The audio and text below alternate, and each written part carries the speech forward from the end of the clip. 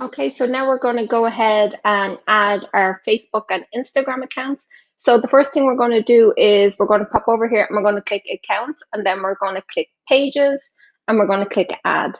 So we're going to add your page. So you can search for your page by just clicking on it there, or if you don't can't if your page isn't loading there, I want you to just go to your Facebook account, go to your business page, and just copy the URL, and then you will be able to pop it in there. So it's pulling in both my Instagram and Facebook account. We're going to just verify our accounts. Okay, here we go. Then now they are added in here. So there we go. Our Facebook page is in there. If we come down here to our Instagram account, we'll see it's also there. So you're going to, if you have one or the other, you're going to follow the same steps. There, you'd come into your Instagram and you need to know your Instagram login, the way the pop-up box is popped in there. So there's our Facebook and Instagram account. The next I'm going to show you how to add your payment information.